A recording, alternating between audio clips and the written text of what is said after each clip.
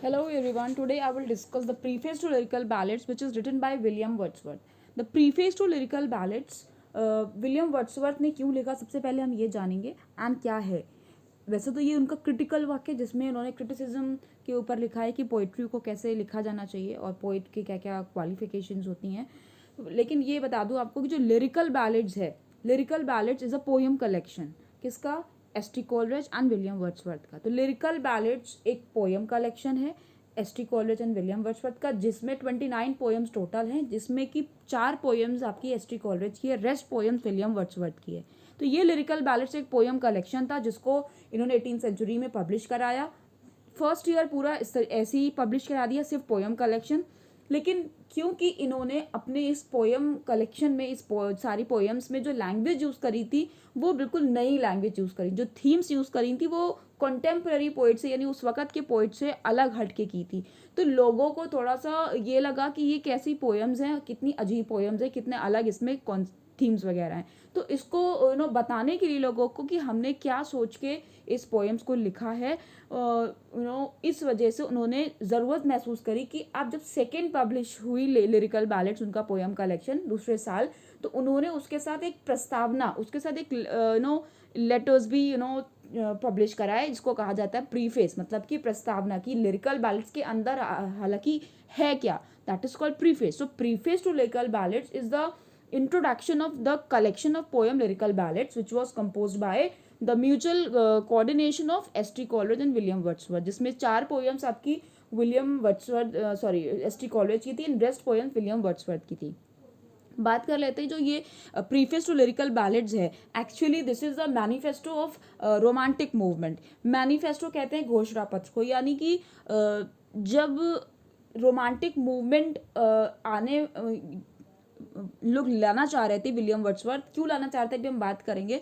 तो इन्होंने सोचा कि ऐसा क्या किया जाए कि सबको पता चल जाए कि हम क्या चाह रहे हैं, रोमांटिक मूवमेंट आना चाहिए. तो इस तरीके से प्रीफेस टू लिरिकल बैलेट्स के जरिए ही लोगों को ये आया, लोगों को रोमांटिक मूवमेंट से कनेक्शन महसूस हुआ. ठीक है, ओके. अच्छा, रोमांटिक मूवमेंट का मतलब क्या है? कैपिटल आर से रोमांटिक मूवमेंट है, मतलब कि love to nature, got it, nature के प्रति लोगों को जुड़वाना.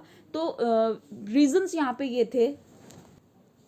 तो इस मूवमेंट की शुरुआत इसलिए हुई थी, मतलब विलियम वर्ड्सवर्थ ने ये प्रीफिक्स इसलिए लिखा था क्योंकि अर्बनाइजेशन, इंडस्ट्रियलाइजेशन बहुत हो गया था.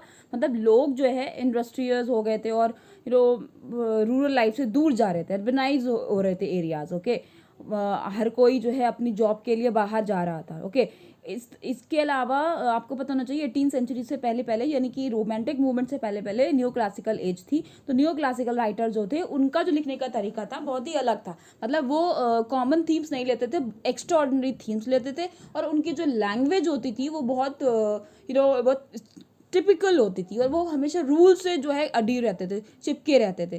तो for this reason ST. Coleridge and William Wordsworth को लगा कि इससे हमको बाहर निकलना चाहिए. इट्स हाई टाइम इन लोगों को समझाया जाए कि अब रूल से स्टिक होकर एक अच्छी पोइट्री नहीं लिखी जा सकती है और कॉमन लाइफ से ही जुड़ना चाहिए. तो अर्बनाइजेशन, इंडस्ट्रियलाइजेशन इतना हो रहा था, तो वापस नेचर के प्रति जुड़वाने के लिए इन लोगों ने कुछ थ्योरीज एस्टैब्लिश करी प्रीफेस टू लिरिकल बैलेट्स में. ओके, हालांकि अभी जो इन्होंने थ्योरी दी है उसमें एस.टी. कॉलेज का भी थोड़ा सा कंट्रीब्यूशन है. थ्योरी उनकी म्यूचुअल अंडरस्टैंडिंग पे थी. ओके, व्यूज दोनों के मैच थे, लेकिन आगे चलकर एस.टी. कॉलेज ने अपने व्यूज को क्या किया था, बदल लिया था. तो चलिए डिस्कस करते हैं आगे इसमें क्या है. तो जैसे कि मैंने आपको बताया कि इन्होंने नेचर के प्रति ही लोगों को जुड़वाना चाहा था, यही उनका एम था, पर्पस था प्रीफेस टू लिरिकल बैलेट्स लिखने का. तो सबसे पहले उन्होंने अपने व्यूज़ रखे नेचर के ऊपर. Okay, fine. So let's discuss कि what William Wordsworth has told about nature. उनके अकॉर्डिंग नेचर की ब्यूटी ही मायने नहीं रखती है, बल्कि नेचर को उन्होंने इसलिए एडमायर किया कि उनको नेचर सिंपलिसिटी से जोड़ता था. Okay, so he admire not for its beauty only but for simplicity. Second चीज़ उन्होंने बताया कि अगर आप नेचर से जोड़ोगे तो वाकई आप ट्रू ब्यूटी को देख पाओगे. Okay, rather than focusing on different extraordinary themes, you will focus on the true beauty of nature. Similarly third चीज़ उन्होंने बताई कि जो सिटी के लाइफ जो जी रहे हैं लोग, उन्होंने लोगों को क्या बना दिया, डल बना दिया, बहुत काहिल बना दिया, स्टैग्नेंट मतलब बहुत एक कांस्टेंट बना दिया, यानी कि वो आगे नहीं बढ़ पा रहे हैं। ओके, वहीं उसी चीज़ के अराउंड घूम रहे हैं। Okay, and it has reduce man to an overloaded machine, मतलब एक ओवरलोडेड मशीन बन गया है इंसान जो है अब, और वो लाइफ का ब्यूटी को एक्सपीरियंस नहीं कर रहा है, वो बस इंडस्ट्रियलाइजेशन में खो गया है। तो इस वजह से उन्होंने नेचर को बताने के लिए ये सारे पॉइंट्स रखे, so that people can realise के it's high time to back to the nature. Got it? Now we will talk about, according to William Wordsworth, what makes a good poem. Okay, so let's discuss. So whether you are asked, write about the views about poetry according to William Wordsworth, then also you will write the same answer. And if you are asked what makes a good poem, then also you will write this. Okay, so poetry कैसी होनी चाहिए according to William Wordsworth? Poetry must reflect spontaneity. इन्हीं की poetry को spontaneity reflect करना चाहिए. What do you mean by spontaneity? Spontaneity का मतलब है कोई भी at the on the moment आप कोई चीज़ देखो और उसको कैप्चर कर पाओ. Got it? और आगे उन्होंने एक बात बोली, इसका मतलब ये नहीं बोला उन्होंने कि स्पॉन्टेनियस का मतलब कुछ देखो और लिखना चालू कर दो, नहीं, अभी हम आगे समझेंगे स्पॉन्टेनिटी का एग्जैक्टली क्या मतलब है. Okay, poetry is an overflow powerful feelings, मतलब वो कहना ये चाह रहे हैं कि जो एक पोइट फील करता है, क्या फील करता है, फीलिंग्स जो उसके अंदर आती है वही तो वो उतारता है पोइट अपनी पोइट्री में. ओके, सो पोइट्री क्या है, एक ओवरफ्लो है. जब आपके अंदर फीलिंग्स बिल्कुल ओवरफ्लो हो जाएं तो जो कि इमर्ज हो स्पॉन्टेनिटी, मतलब अचानक से, स्पॉन्टेनिटी मतलब रैंडमली आपके अंदर बहुत सारी पावरफुल फीलिंग्स इकट्ठा हो रही किसी पर्टिकुलर चीज़ को देखकर, नेचर की या किसी और चीज़ की. तो और जब वो पावरफुल फीलिंग्स आपके अंदर आ जाएं तो आप उसको क्या करो, रिकलेक्ट करके, ट्रैंक्विलिटी का मतलब होता है शांति में, शांति में बैठ के उन फीलिंग्स को रिकलेक्ट करो दिमाग में और लिखो. यही होती है पोइट्री. तो यही डेफिनेशन थी विलियम वर्ड्सवर्थ की कि poetry is what, poetry is an overflow of powerful feelings which emerge from spontaneity but it is recollected in tranquillity. उनका मतलब ये नहीं था कि आप जो भी पोइट्री लिख रहे हो आप पावरफुल फीलिंग से भरे हुए तब पोइट्री लिखने बैठ जाओ. No, not it is not so. Okay, when do you write the poetry? When you are sitting in quiet area, tranquility में बैठकर आपको अपने इस फीलिंग्स को एक्सप्रेस करना है और अपने पोइट्री में. ओके, तो इसी वजह से उन्होंने बोला कि it is the result of long and deep reflection, मतलब उसको काफ़ी देर तक आप के दिमाग में वो रिफ्लेक्ट करेगा, और लॉन्ग मतलब लंबे टाइम तक आप उस पर सोचोगे, then you will be able to compose a poetry. ठीक है, compose a piece of poetry. So this is these are the views that William Wordsworth told about poetry. Second चीज़ उन्होंने बताई कि कुल मिला के कि पोइट्री में ये 3 चीज़ होनी चाहिए आपकी. ठीक है, पोइट्री में सबसे पहले आपका नेचर पे एम्फेसिस देखना चाहिए, मतलब आप नेचर के बारे में ही लिखो, उसी को ज़्यादा एम्फेसाइज करिए. और अगर आप नेचर के अलावा लोगों पे लिखना चाह रहे हो तो कैसे लोगों पे लिखिए, सिंपल और ऑब्सक्योर लोगों पर लिखिए. Got it? और तीसरी चीज़, आपकी जो लैंग्वेज होनी चाहिए पोइट्री की वो बड़ी सिंपल होनी चाहिए, यानी कि एवरीडे लाइफ जो कि लोग समझ पाए, रोज़मर्रा की जो लैंग्वेज होती है. ठीक है, ये 3 पॉइंट्स आप बिल्कुल रट मारिए और इसी पे आपको लिखना होता है ज़्यादातर. यही सारे पॉइंट्स चाहिए. अगर आपसे पूछेगा कि पोइट के अंदर क्या क्या खासियत होती है तो भी आप जनरली इसी चीज़ को लिखोगे. पोइट्री के बारे में अगर पूछेगा तो भी. ठीक है, पोइट्स और स्टेजेस ऑफ पोइट्री अलग चीज़ होती है, वो हम लोग अभी बात करेंगे. तो ये था 3 मेन पॉइंट जो कि एक पोइट्री में होनी चाहिए according to William Wordsworth. Make a note of this point. कुछ और पॉइंट्स देख लीजिए पोइट्री पे अकॉर्डिंग टू विलियम वर्ड्सवर्थ. इन्होंने बोला कि पोइट्री जो है स्ट्रिक्टली अगर हम रूल से जुड़े रहेंगे तो हम प्रोड्यूस नहीं कर पाएंगे. तो poetry can not be produced by strictly adhering to the rules. Adhering किसे कहते हैं? चिपके रहना, फॉलो करना, स्ट्रिक्टली फॉलो करना.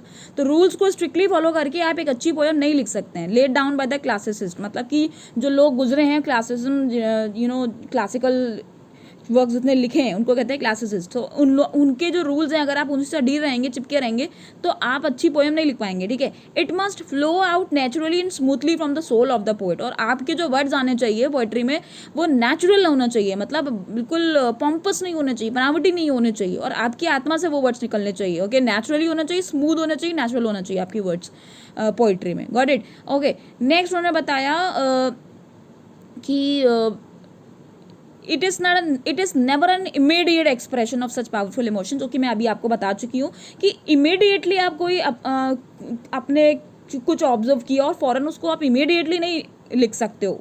ठीक है, पावरफुल इमोशंस को इमीडिएट नहीं लिखना चाहिए.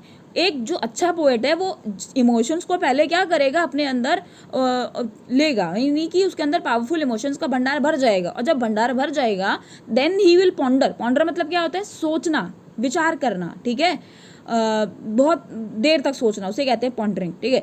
तो एक गुड पोइट क्या करेगा, जब उसके अंदर सारे पावरफुल इमोशंस इकट्ठा हो जाएंगे तब वो विचार करेगा, पॉन्डर करेगा, एंड ओवर दम लॉन्ग एंड डीपली, वो बहुत ज़्यादा विचार करेगा, बहुत गहरा विचार करेगा, तब जाके उसकी पोइट्री बेहतरीन तरीके से बन पाएगी। तो ये थे विलियम वर्ड्सवर्थ के विचार। Now we will talk about, अगर आपको लिखने को आ जाए कि पोएट कैसा होना चाहिए या पोएट्री के स्टेजेस क्या है, तो आप दोनों में सेम आंसर लिख सकते हो। क्यों? क्योंकि एक पोएट वही अच्छा होगा जब वो इस चारों स्टेजेस से गुजरेगा और गुजर के ही पोएट्री लिखेगा, तब वो अच्छा एक पोएट माना जाएगा अकॉर्डिंग टू विलियम वर्ड्सवर्थ। तो विलियम वर्ड्स ने बोला कि अगर आपको अच्छी पोएट्री लिखनी है तो you have to go through all these 4 stages very sincerely. Okay, क्या क्या स्टेजेस बताई उन्होंने? पहली स्टेज बताई ऑब्जर्वेशन। ऑब्जर्वेशन का मतलब होता है कोई चीज़ ऑब्जर्व करो, देखो, कायदे से देखो उसको, ठीक है। ऑब्जर्व करने के बाद उन्होंने बोला, ऑब्जर्व करने के बाद रिकलेक्ट। रिकलेक्ट मतलब दोबारा से अपने दिमाग में उसको लेके आओ। आपने पहले कोई चीज़ ऑब्जर्व कर लिया, पे कोने में बैठ गए, ठीक है, यानी ट्रैंक्विलिटी में बैठ गए, कोने में बैठ गए। कोने में बैठने के बाद आपने जो भी ऑब्जर्व किया था उसको आपने रिकलेक्ट करना स्टार्ट किया, means you began to think कि आपने क्या क्या देखा था। Got it? रिकलेक्ट जब आपने कर लिया कि ये आपने ऑब्जर्व करा था, वो आपने सोच लिया, रिकलेक्ट कर लिया, देन आप को पता होगा कि जब आप कोई चीज़ ऑब्जर्व करते हो तो उसमें कई सारी अननेसेसरी चीज़ें भी आ जाती हैं, तो उसको फिर आपको क्या करना पड़ेगा, छाट बीट करना पड़ेगी। तो छानना बीटना को ही हम लोग फिल्टरिंग कहते हैं, ठीक है। तो थर्ड जो प्रोसेस होता है, थर्ड जो स्टेज होती है पोइट्री की, वो होती है फिल्टरिंग, यानी जो आपने सोच लिया ऑब्जर्व करने के बाद उसको आप फिल्टरिंग करिए, और जब वो फिल्टरिंग हो जाएगा तब आप फाइनली उसको क्या करिए, कंपोज करिए। तो ये 4 स्टेजेस है, अब हम एक एक करके सब पे बात कर लेंगे। सबसे पहली स्टेज बताई वो ऑब्जर्वेशन। ऑब्जर्वेशन यानी कि परसेप्शन, यानी कि किसी के बारे में सोचना है, ऑब्जर्व करना, अनुमान लगाना। Got it? और ऑब्जर्वेशन किसी भी चीज़ का हो सकता है, किसी ऑब्जेक्ट का हो सकता है, किसी कैरेक्टर का हो सकता है, या फिर कोई घटना आपने देखी हो, ठीक है। और ये तीनों में से कोई भी चीज़ जो भी आप ऑब्जर्व करने बैठोगे, ये आपके दिमाग में क्या बैठाएगी, एक पावरफुल इमोशन सेटअप करेगी आपके माइंड में। Got it? So first comes observation और perception of some object, character और incident which sets up powerful emotions in the mind of the poet. I wish आपको उसका मीनिंग समझ में आ गया होगा। अब हम नेक्स्ट स्टेज को कवर करेंगे, जो कि है रिकलेक्शन।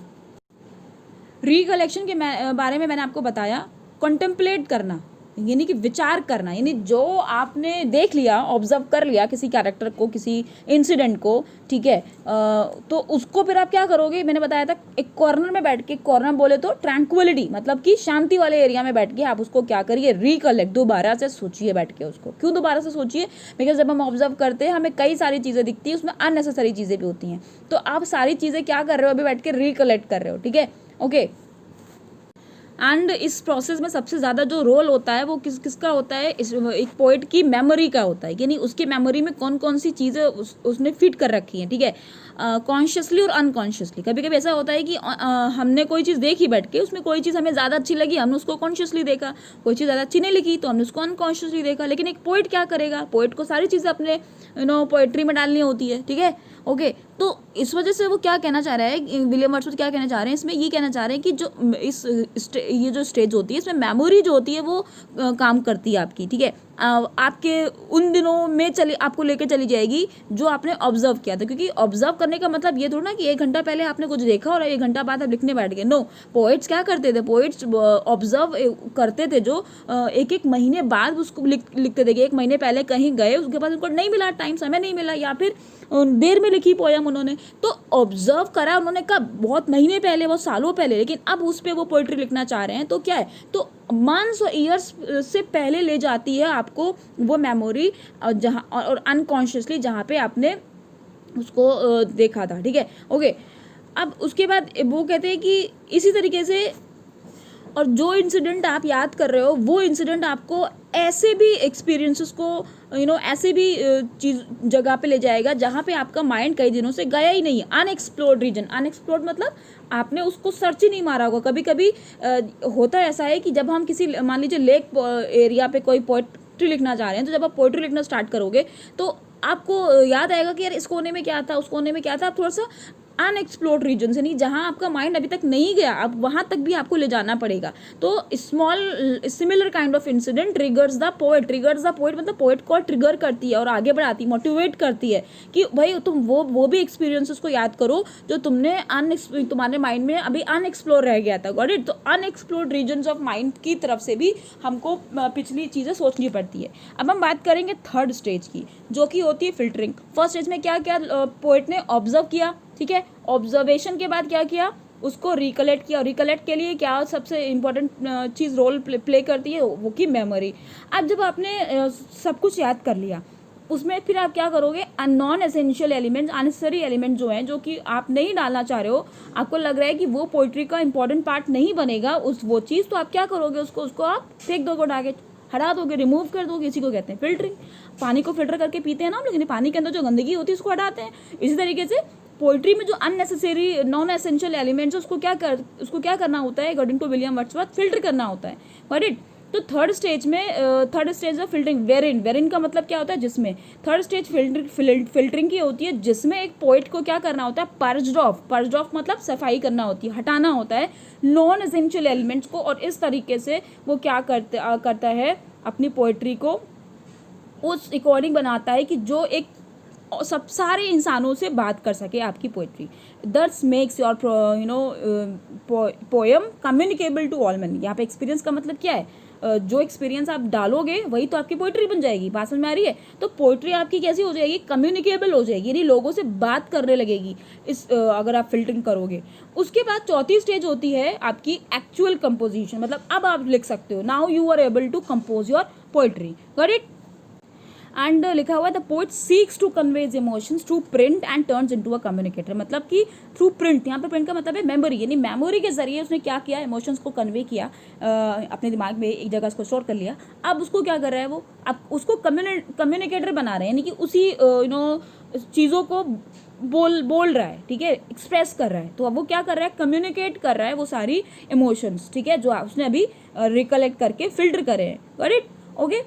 और इस तरीके से जब वो कंपोजिशन के स्टेट में आ जाएगा फाइनली, विलियम वर्ड्सवर्थ कहते हैं, तो वो जो इंसान है ना, he will become a man speaking to men, यानी कि वो इंसान बन जाएगा ऐसा जो एक इंसान जो कई सारे इंसानों से क्या कर रहा है, बात कर रहा है। यही उन्होंने लैंग्वेज के लिए भी बताया। अगर आपको ये लिखने को आ जाए लैंग्वेज कैसी होनी चाहिए, according to William Wordsworth it should be कि a man speaking to man. एक पोइट को कैसा होना चाहिए कि वो एक ऐसा मैन होना चाहिए जो मेन से बात कर रहा हो, यानी कि आदमी से आदमी ही बात कर रहा हो, ठीक है। What is important to him is not just expressing his joy but sharing it with his readers. और यहाँ पे कहने का मतलब ये है कि पोइट्री के लिए पोइट के लिए सिर्फ ये इंपॉर्टेंट नहीं है कि पोइट्री लिख के वो खुद जॉयफुल फील कर रहा है, एक्सप्रेस अपने ही लिए जॉय फील कर रहा है, बल्कि वो जो जॉय फील कर रहा है वो उसको रीडर तक पहुंचाना भी चाहिए। रीडर को भी मज़ा आए उतना ही पढ़ने में जितना कि पोइट्री लिखने में आ रहा है आपको मज़ा, ठीक है, समझ में आ रही है? तो ये कहने का मतलब है कि इंपॉर्टेंट क्या है कि एक्सप्रेस जो जॉय आप करिए वो आप खुद सिर्फ अपने तक आपका सीमित ना रह जाए, बल्कि आप अपने रीडर्स तक उस प्लेजर को क्या करो, इम्पार्ट कर पाओ, पहुँचा पाओ। So these were the 4 stages that we talked about. Now we will come to this particular last point of William Wordsworth जो उन्होंने बताया इस अपने वर्क में, सब्जेक्ट मैटर, यानी कि आपकी पोइट्री का सब्जेक्ट क्या होना चाहिए, आपको थीम्स कैसी लेनी चाहिए। आया तो सब्जेक्ट मैटर पे भी लिखने को आ जाता है कभी कभी। देखिए सब्जेक्ट बोले तो थीम्स, आप किस चीज़ पे आपको पोइट्री लिखनी चाहिए। तो उन्होंने ये बोला कि हेवन से लेकर अर्थ में, यानी कि आसमान से लेकर ज़मीन में आप कुछ भी आप लिखना चाह रहे हो, किसी के ऊपर भी लिखना चाह रहे हो, सभी चीज़ को पोइटिकली आप ट्रीट कर सकते हो। ऐसा नहीं कि सिर्फ ज़मीन पे जो चीज़ें हैं या सिर्फ आसमान में जो चीज़ें हैं उन्हीं पे लिखो, तारे और चांद इसी पे लिखो, नहीं, आप हेवन से लेकर अर्थ में किसी भी चीज़ को ट्रीट कर सकते हो, किसी भी चीज़ पर थीम ले सकते हो। लेकिन बात यहाँ पे ये करी कि जो आप पोइट्री का जो मटीरियल्स लोगे, ठीक है, वो जो भी आप लीजिए आपके हर सब्जेक्ट में, वो केवल उसका जो उद्देश्य होना चाहिए वो ये होना चाहिए कि वो ह्यूमन माइंड को इंटरेस्ट कर पाए, प्लेजर दे पाए, जोड़ पाए ह्यूमन माइंड को, ठीक है। आपका मैटर कुछ भी हो, आपका थीम कुछ भी हो, ठीक है। और वर्ड्सवर्थ ये भी बताते हैं आगे कि जो सब्जेक्ट जो होते हैं वो अपने आप में ही पोएटिक और अनपोएटिक होते हैं। कहने का मतलब, उन्होंने इतनी अच्छी बात बोली, मतलब बहुत डेप्थ है इस बात में कि subjects are poetic and unpoetic in themselves. मतलब आप कोई भी ऐसा मत सोचिए कि आपने अपना थीम बहुत छोटा ले रखा है, एक छोटी सी चीज़ पे आप लिखना चाह रहे हो तो आपकी पोएम अच्छी नहीं होगी, ऐसा बिल्कुल भी नहीं। आप किसी भी चीज़ पे लिखो, वो सब्जेक्ट अपने आप को खुद ही पोएटिक या अनपोएटिक बना लेता है। फॉर एग्जाम्पल विलियम वर्ड्सवर्थ की पोएम डैफोडिल्स देख लीजिए। अब डैफोडिल्स के बारे में जनरली कोई इतना नहीं सोच पाएगा जितना कि विलियम वर्ड्सवर्थ ने सोचा। एक छोटे से थीम को उन्होंने कितना बड़ा रूप दे दिया। बात समझ में आ रही है क्या कहना चाह रहे हैं? सो विलियम वर्ड्सवर्थ के अकॉर्डिंग सब्जेक्ट जो होते हैं वो खुद में ही पोएटिक अनपोएटिक हो जाते हैं according to what you give the form to your poetry. आप किस तरीके से आप फॉर्म दो, कितना बढ़िया आप लिख पाओ किसी चीज़ पर। Got it? कहने के आगे वो इसी चीज़ को अपने बताते हैं कि चाहे आप विलेज लाइफ का एक छोटा सा इंसिडेंट ही क्यों नहीं लिख रहे हो, ठीक है, वो भी आपकी पोइट्री का मटेरियल बन सकता है। ओके फाइन, लेकिन तभी जब उसको मीनिंगफुल बनाया जाए। मतलब आप ऐसा नहीं कि आप कोई भी आपने थीम लिया अब इमेच्योरली उसको आप कुछ उसके ऊपर लिख रहे हो, नहीं। आपको यानी आप विलेज लाइफ का भी एक छोटा सा इंसिडेंट लीजिए, स्लाइट इंसिडेंट लीजिए, लेकिन होना क्या चाहिए, मीनिंगफुल होना चाहिए। और वो इस अपने वर्ड्स को, अपने जो स्कोप उन्होंने पोइट्री का बताया उसको और एक्सटेंड करके कहते हैं कि आप ज़्यादातर आपको जो लेना चाहिए हम्बल और कॉमन लाइफ से ही जोड़ना चाहिए। आपके जितने भी सब्जेक्ट मटेरियल हैं हम्बल और कॉमन लाइफ से जुड़े। आप देख रहे हो कि बार बार मैन मैन मैन, यही इनके मैन, नेचर और एवरीडे लाइफ, बस यही तीन चीज़ आपको देखने को ज़्यादातर मिलेगी विलियम वर्ड्सवर्थ के इस वर्क में। आगे बात करते हैं सब्जेक्ट मैटर पे थोड़ी सी और। आगे अपनी बात को करते हैं, वो बढ़ाते हुए बोलते हैं कि वर्ड्सवर्थ को जो एम था कि उन्होंने ये बोला कि आप जो इंसिडेंट्स और सिचुएशंस आप यूज़ करिए ज़्यादातर मटेरियल के लिए कॉमन लाइफ से लीजिए। यानी कि अपने थीम्स के लिए इंसिडेंट्स और सिचुएशन जो पकड़िए वो आप कॉमन लाइफ से। उनका क्या एम था ये कहने का कि आप इंसिडेंट्स और सिचुएशंस कॉमन लाइफ से लीजिए। एक्चुअली इन इंसिडेंट्स को वो रिलेट करना चाह रहे थे कॉमन मैन की लैंग्वेज से, क्योंकि जो लैंग्वेज कॉन्टेम्पररी पोइट्स जो यूज़ कर रहे थे बहुत भयंकर यूज़ कर रहे थे। मतलब कि स्ट्रिक्टली रूल से जुड़ी हुई बहुत high pompous words and all. तो इस तरीके से वो ये कहना चाह रहे हैं लैंग्वेज, मतलब इन्होंने थीम्स इसलिए ये चूज़ करने को बोला सो दैट पोइट्स क्या करें, उनकी ही लैंग्वेज को लिख पाएँ, रस्टिक लैंग्वेज को, रूरल विलेज लाइफ की लैंग्वेज को अपने पोइट्री में उतार पाएँ ताकि वो उनसे बात कर पाएँ। Okay fine. तो और ये भी एक रीज़न था कि वो लोगों को क्या करना चाह रहे थे, नेचर के लिए क्लोज लाना चाह रहे थे। और ये भी बताता उनको कि रस्टिक पीपल जो होते हैं ही सबसे ज़्यादा करीब होते हैं नेचर से। तो नेचर के करीब अगर बाकी लोगों को भी लाना है तो रस्टिक पीपल को ही एड्रेस करिए और रस्टिक पीपल के ही बारे में लिखिए ताकि वो क्या हो, नेचर से जुड़ पाए। ओके क्योंकि जो रस्टिक पीपल होते हैं वो क्या होते हैं, आर्टिफिशियल नहीं होते, उनको आर्टिफिशियलिटी उनके अंदर नहीं होती है, वो सीधे होते हैं, बेचारे सिंपल होते हैं। वैनिटी मतलब घमंड नहीं होता उनके अंदर, आर्टिफिशियलिटी और वैनिटी से तो वो खाली होते हैं। इस वजह से ही उन्हीं की थीम्स को लिखना चाहिए। ओके आप नेचर से इस वजह से जुड़ना चाहिए सो डैट आप रस्टिक पीपल से जुड़ पाओ, या फिर अगर रस्टिक पीपल से जुड़ रहे हो तो आप नेचर से अपने आप जुड़ जाओगे। ये कहने का मतलब था विलियम वर्ड्सवर्थ का। So that's all for today. Soon I will come with some other video. Thank you for watching. Please like, share and subscribe.